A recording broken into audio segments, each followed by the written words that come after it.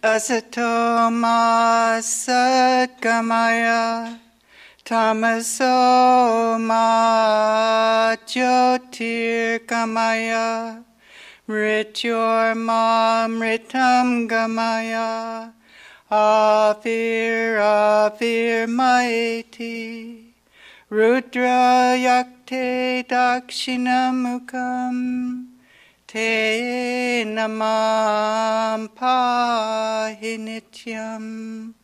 Om Shanti, Shanti, Shanti. From the unreal, lead us to the real. From darkness, lead us unto light. From death, lead us to immortality. Reach us through and through ourself, and evermore protect us from ignorance by thy sweet, compassionate face. Om, peace, peace, peace be unto us all. Good morning, and I'm glad to see you here. I know it's a marathon and not so easy to get across town even, so welcome. Today we're going to discuss the pursuit of happiness. In this country, that is considered to be one of our inalienable rights, and it's right up there with life and liberty.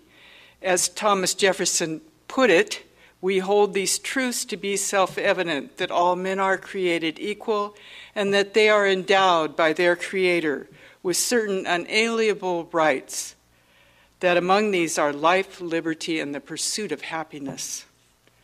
So what is happiness?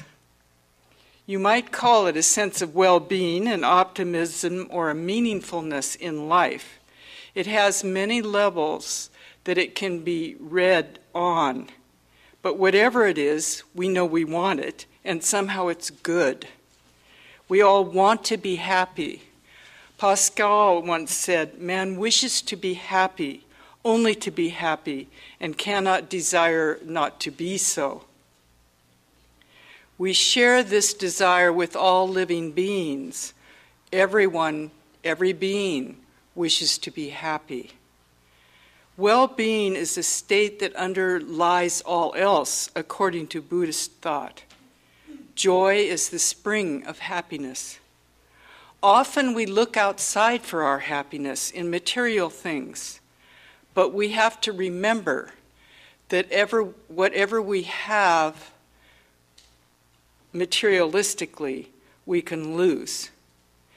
As Bhartrihari says, life is like a wave upon the waters. Youth only remains a few days. Wealth is a fancy of the mind. It immediately vanishes. Enjoyment is like a flash of lightning among dark clouds. Our most beloved one is only for a moment.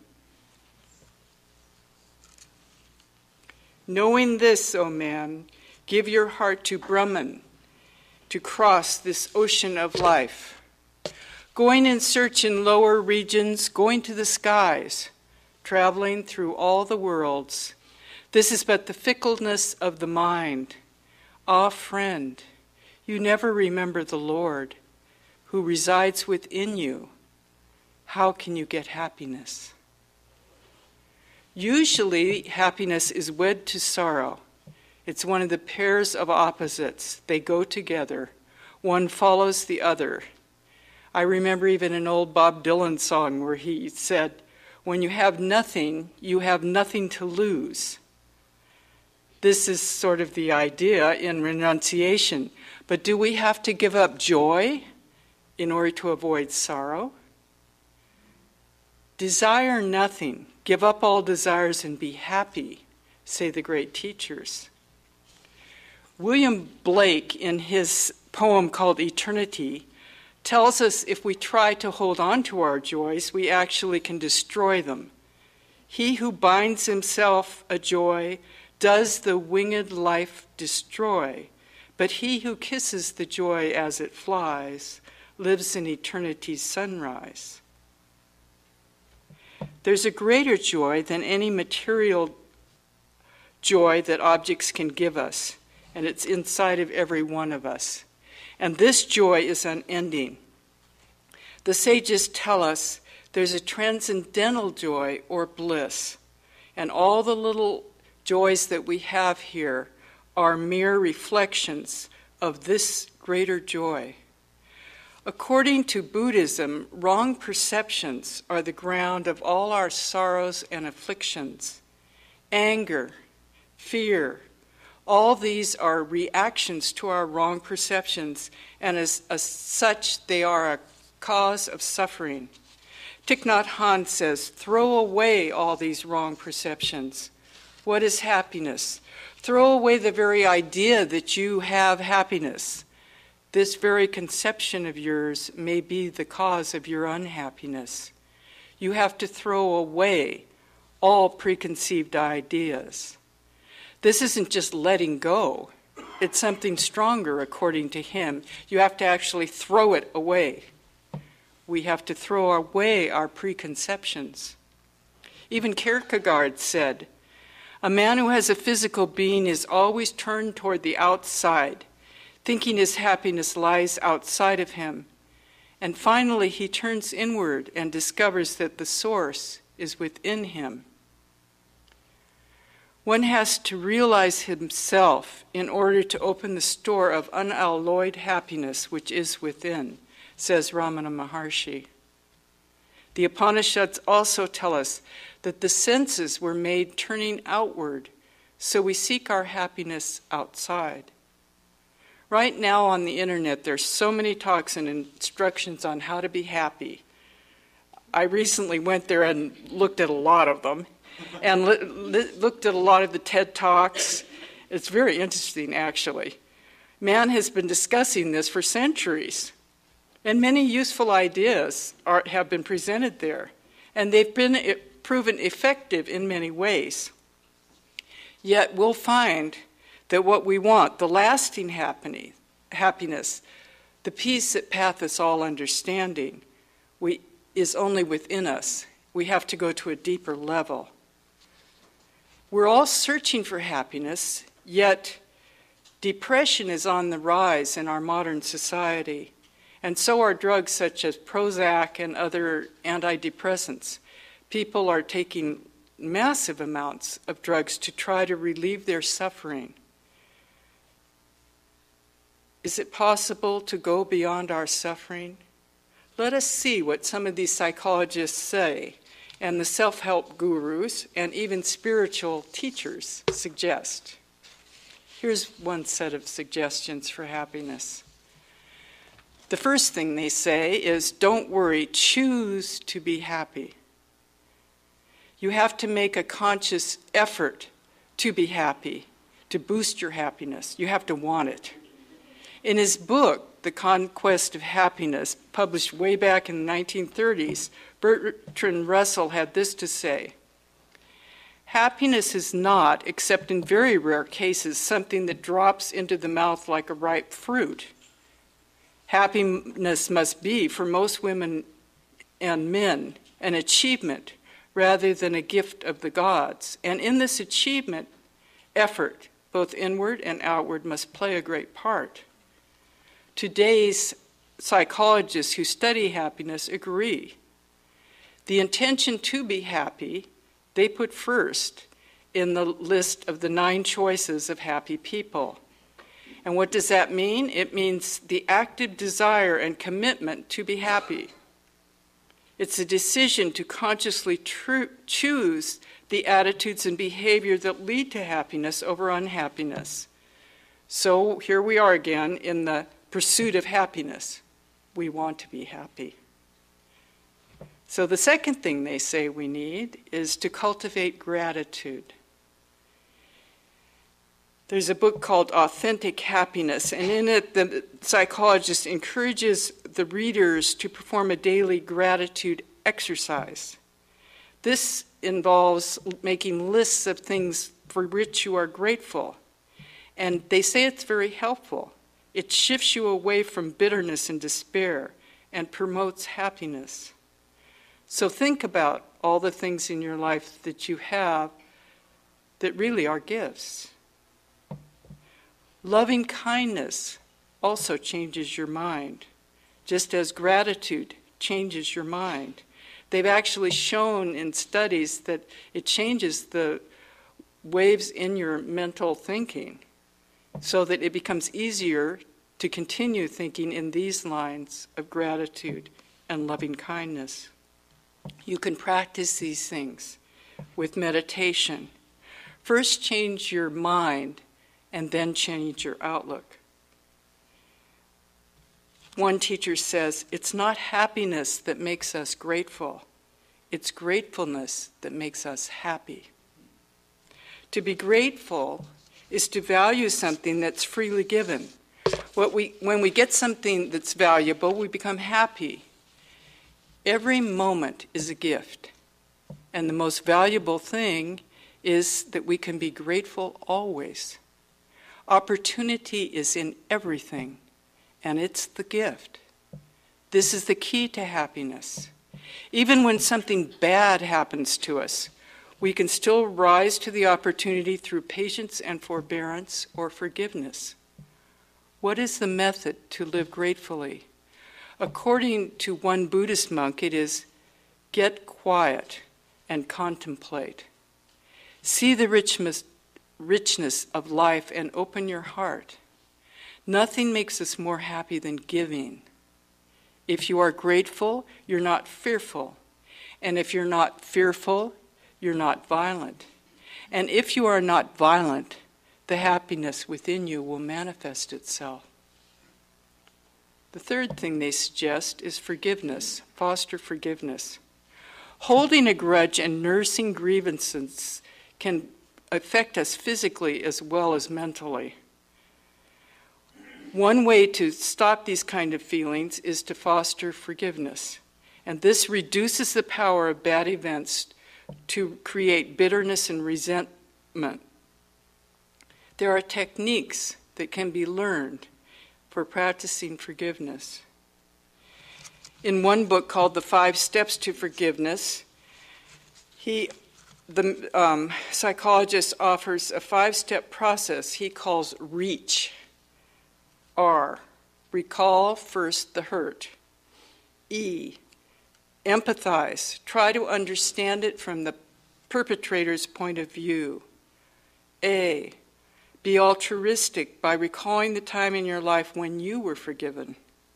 C, commit to putting your forgiveness into words. You can do this either in a letter or to the person or in a journal. Finally, try H, to hold on to forgiveness. Don't dwell on your anger, hurt, or desire for vengeance. These are all very practical ways to foster forgiveness. The alternative to forgiveness is mulling over a transgression. This causes chronic stress and anxiety. We're hurting ourselves when we continuously think over something that hurt us. When we cannot forgive, resentment only makes us unhappy. The hurt becomes deeper and the samskara becomes more difficult to change. Mother Teresa once said, forgive and forget. To really forget an injury that's been given is a very good thing, and it's not easy to practice. The final step in forgiveness, however, is never to see that there was anything to forgive at all. To give unconditioned love. In one country and western song, it says, thinking about death helps us to see how to forgive now. Quote, and I loved deeper and spoke sweeter and gave forgiveness I'd been denying. And he said someday, I hope you get the chance to live like you were dying. Meditation on death is also a very valuable spiritual practice which has been taught throughout the ages in many different religions. When we think of it in this way, things take on a very different significance in our lives. Our whole perspective changes, and our actions reflect this change. We realize that most things that we get very excited about don't matter at all.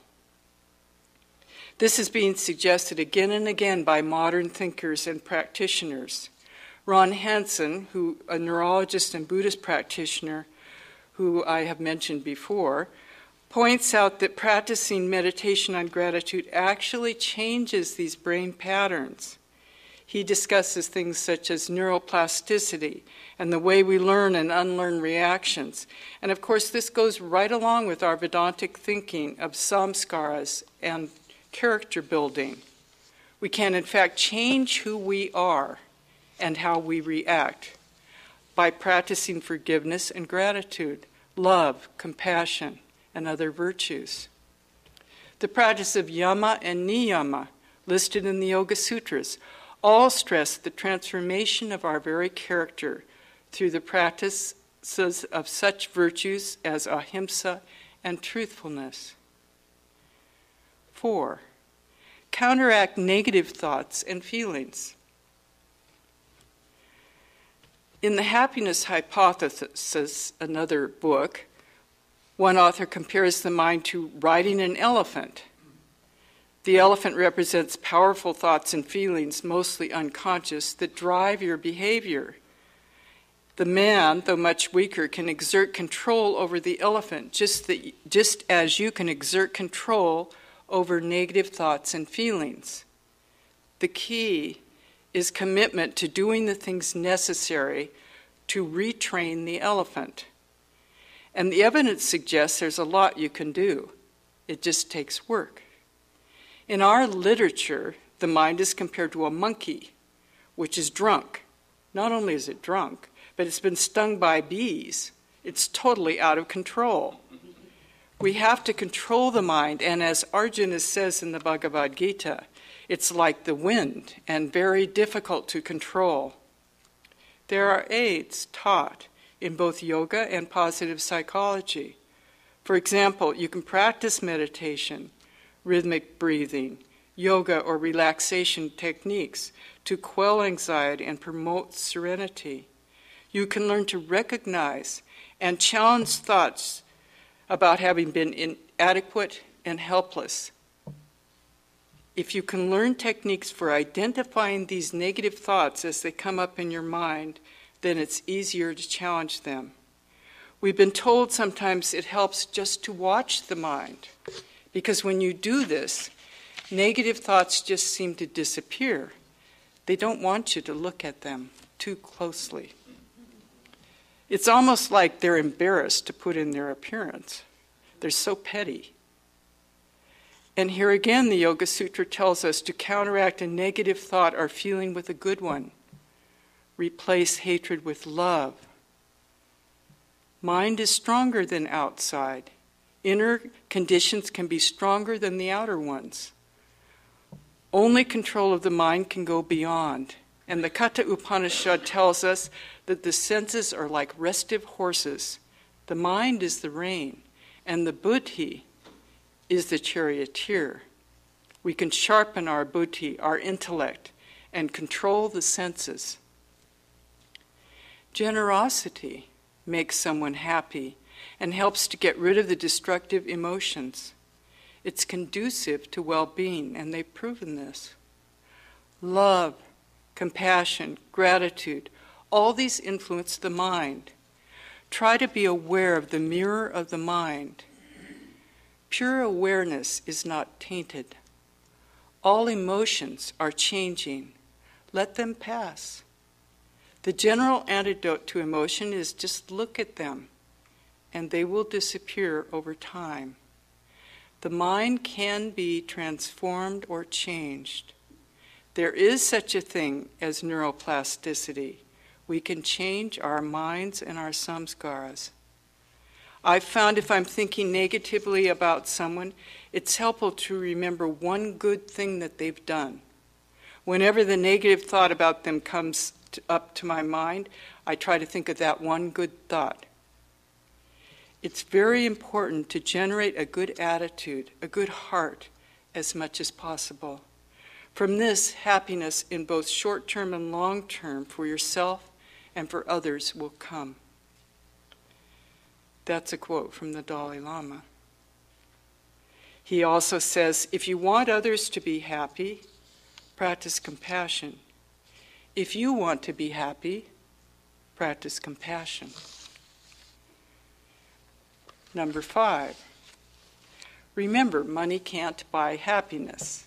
We've all heard this many times. Research does show that at the very lowest poverty level, some money does help. But after you get to a certain level, it doesn't help anymore. We keep thinking if I have more things, I'll be more happy. But this isn't true. In fact, they're beginning to discover that living more simply actually makes people more happy. It can actually bring peace. Less can be more. Nor is success the key to happiness. Happiness is the key to success. If you love what you are doing, you will be happy and successful. That was Albert Schweitzer's quote. I did see one very interesting TED Talk recently, though, where he said, I've heard money can't buy happiness, but I'm here to tell you that's not true. It's how you're spending it. They've done studies where they required people, they gave people money and they required them to spend it on other people. And they found that this actually brings them happiness. Not only that, but it isn't the amount of money they give. It can be a small amount or a big amount. The result is still the same. If you use it for other people, you become happy. And it's cross-cultural. They tried it in many different cultures, and it's true in all of them. What does this tell us? It tells us that doing something for someone else is actually beneficial. Of course, this is truly Swami Vivekananda. When you help someone else, you're helping yourself, because we're all one. He says, give, give, give. That's the one thing. In one place, he actually goes so far as to say, unselfishness is God. I know in my own case, I found that if I'm feeling very depressed or tamasic, one of the most effective and quickest things I can do is go out and do something for somebody else. I immediately feel better. Happiness is the only good, and the time to be happy is now. And the place to be happy is here. And the way to be happy is to make others so. To quote Ron Henson again, doing good to others can make us happy. And this is what Swamiji's been telling us. Number 6, foster friendship. There are few better antidotes to unhappiness than close friendships with people who care about you. One Australian study found that in people over 70, the people who had the strongest network of friends lived much longer. We're social beings. We're interconnected. Our fixation and focus on the self has made us unhappy. We are actually happier if we focus on others. Our increasingly individualistic society suffers from impoverished social connections, which some psychologists believe is the cause of today's epidemic levels of depression. Our increasing need for medications and drugs to make us feel better are not helping the situation. Thich Nhat Hanh says, there is no way to happiness. Happiness is the way. This brings us to the idea that we may also wish for others to be happy. This may be one of the most healing things that we can do. A sincere prayer for others helps us. This is altruism, working for the well-being of others. This is one of Swami Vivekananda's main ideas. Our relationship to others actually helps us and makes us happy. Empathy only is not enough to make us happy. We have to change our thoughts and our minds by loving thoughts, and then change our action. It's been shown that individuals can change through compassion and meditation, the brain itself does change. Cooperation can actually be taught, even to children. We can change ourselves and reach out to others. This is what the second ideal of the Ramakrishna order, Jagat Hitaya Cha, is about, for the highest welfare of all, for one's own liberation and for the highest welfare of all beings. 7. Engage in meaningful activities. People are seldom happier, say psychologists, than when they're in the flow. This is a new thought that's out there, and there are books on this subject. In this state, your mind becomes thoroughly absorbed in a meaningful task that challenges your abilities. Study has shown that experiences make us happier than possessions. To get more out of life, we have to put more into it. Each of the flow-producing activities requires an initial investment of attention before it begins to become enjoyable. A state of flow, according to some people, is the secret of happiness. You get into this state when you become one with the work itself, totally in the present moment. Concentration on the creative process where you seem to be separate from what you're doing and where it all comes naturally to you. Be aware of this joy and find out what you are creating and the sense of mission. Then time will disappear and it becomes work for its own sake, as was suggested in the Bhagavad Gita. It turns out that happiness can be a matter of choice, not just luck.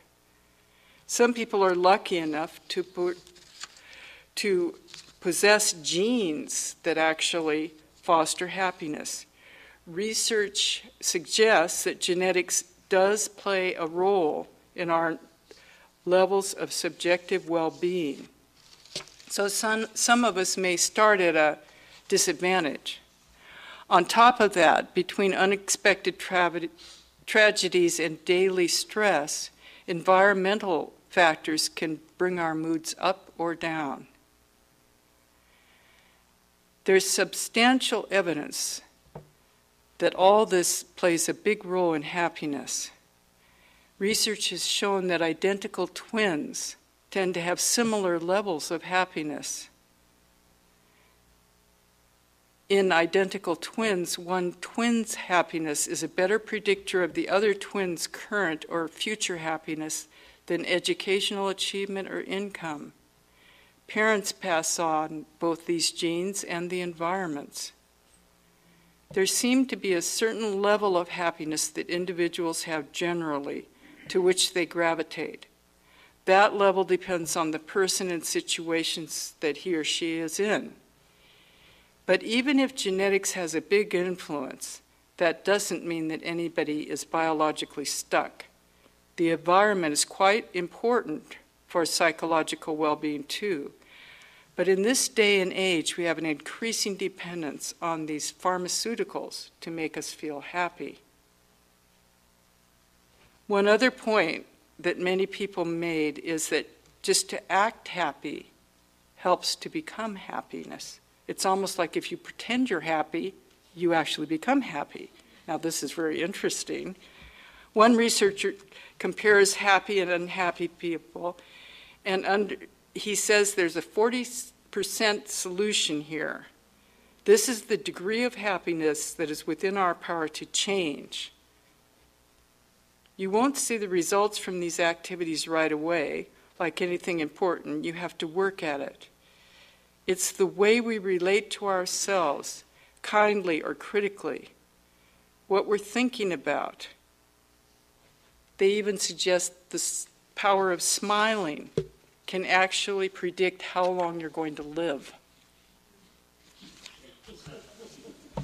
Smiling makes you more happy. I'm always reminded of St. Teresa of Avila's statement, "A sad nun is a bad nun."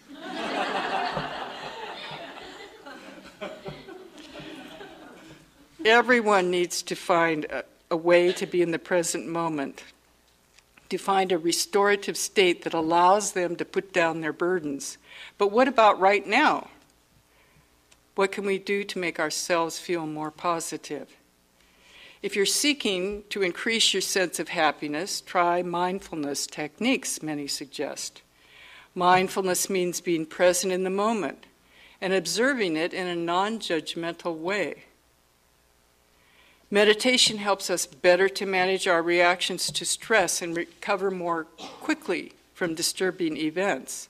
This is the key to happiness. One study took people in high-stress jobs and taught them meditation for 8 weeks.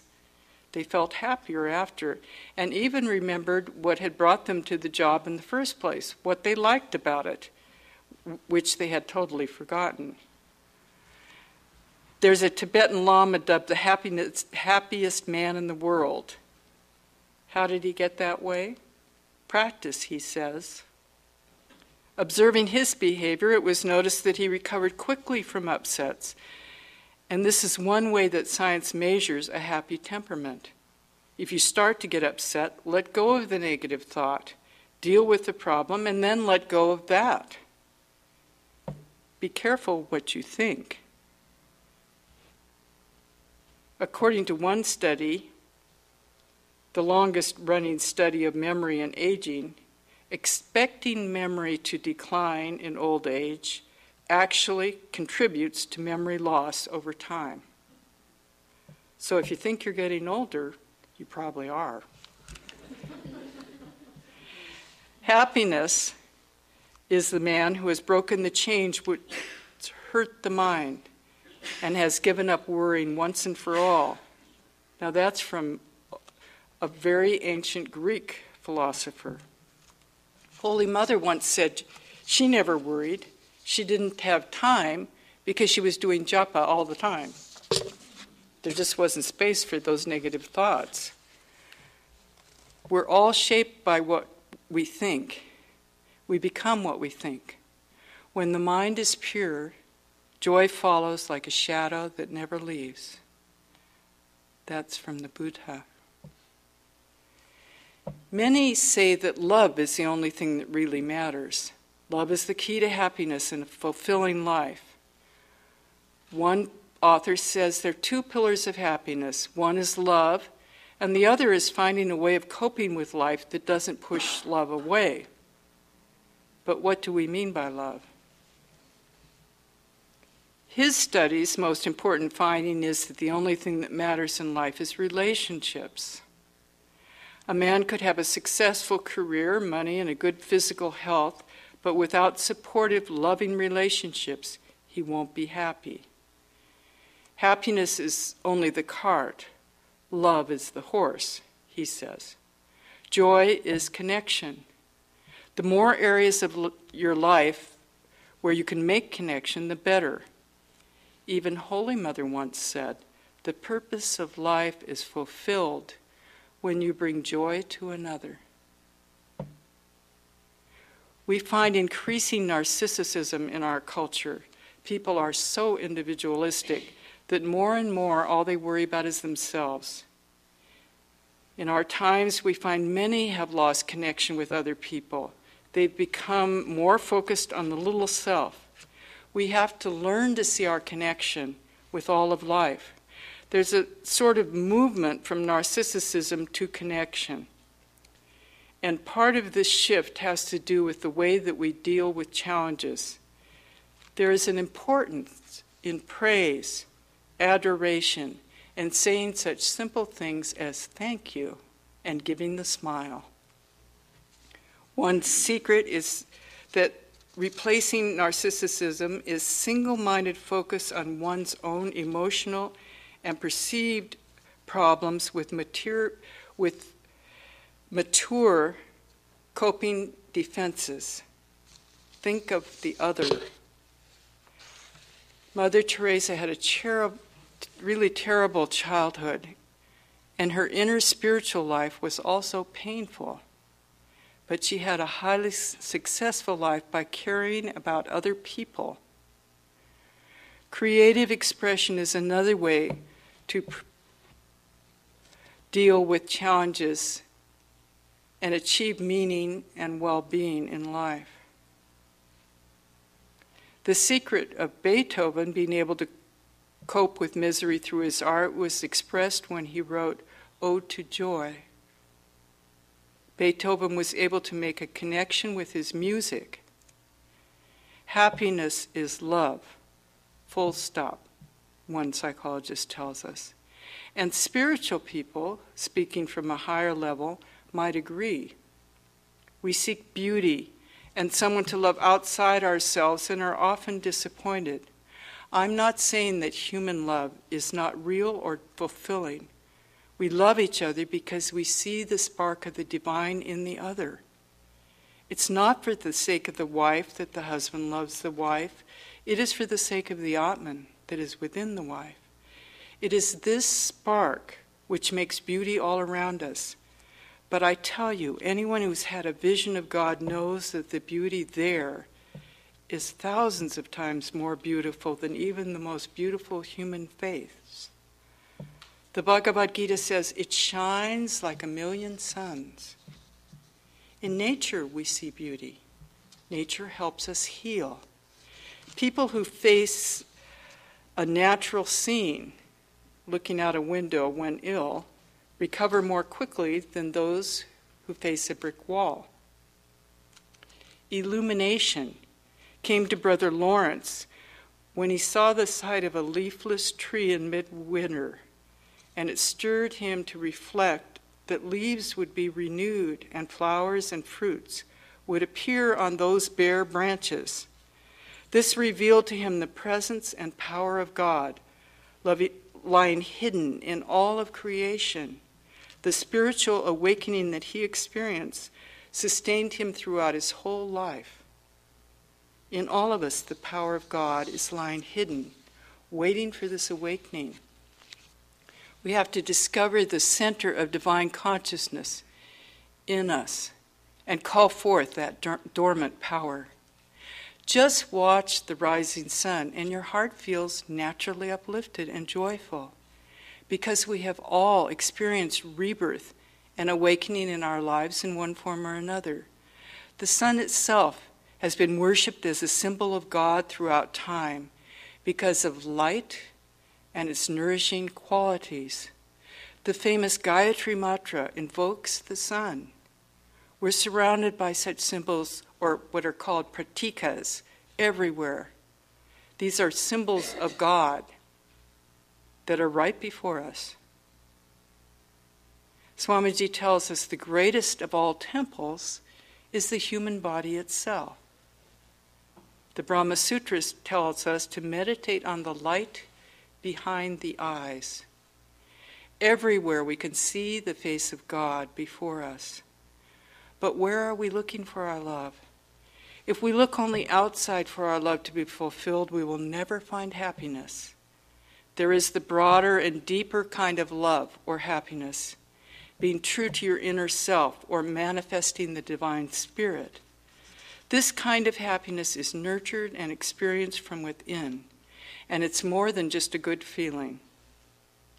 It is cultivated through contentment, satisfaction, a sense of meaning, loving connections in life, and it's very personal.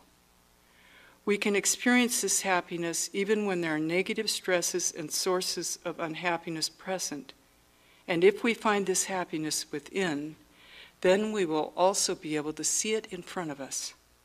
Swamiji says, open your eyes and see him.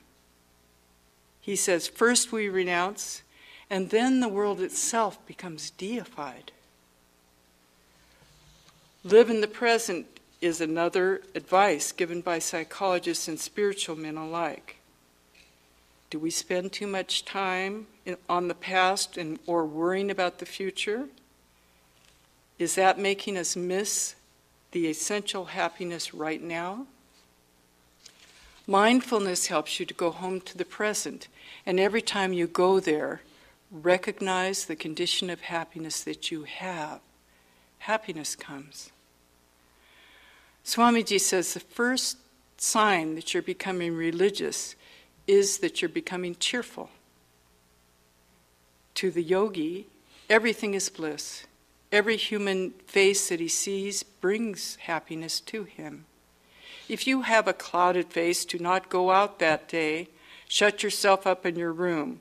What right do you have to carry this disease out into the world? Swamiji says in one place. One day when I was walking home, I was tired going up the hill. I had a frown on my face. One of the sisters was coming down. She said, "Oh, you look so tired." And I realized, why am I doing this? Why am I bringing this out into the world? An unhappy face. I should be smiling. And actually, it helps you if you do. You feel immediately more cheerful. When we can live in the depths of the present moment without regretting the past or worrying about the future, you will become content. The joy of the Atman is always within us, and it can be released at any time by breaking down the barriers of desire and fear which we have built around it. According to Patanjali, as the result of real contentment, one gains supreme happiness. Gratefulness is the key to joy. Gratefulness encompasses more than just thankfulness. Definitions vary, but most include the idea of being present in the moment, the full response to a given moment and all it contains. There's a Buddhist monk who says, "This moment is the greatest gift imaginable. It offers us the opportunity to come fully alive here and now. Grateful living is a spiritual practice." He calls his method stop, look, and go. Stop every so often, even briefly, so as not to rush through life. Look means that you use your senses to be open and enjoy the moment. Suddenly we become aware of countless gifts we used to take for granted, he says. Go, he says, make use of a given opportunity. And if we can shift our lens to become more cognizant of what's happening for real in the space around us and among people around us, as opposed to what we're worried about, then we're set up for more happiness. I often reflect that there are an infinite number of moments in my life, and this one has never been here before, nor will it ever be here again. A daily mindfulness meditation practice is a big help. Jack Kornfield likes to say, there's signs in Las Vegas casinos which read, "You must be present to win." And it's the same in living our life. The more I'm present for my life, the more alive I feel. Sometimes if we can just pause and look at the beauty around us, it's helpful.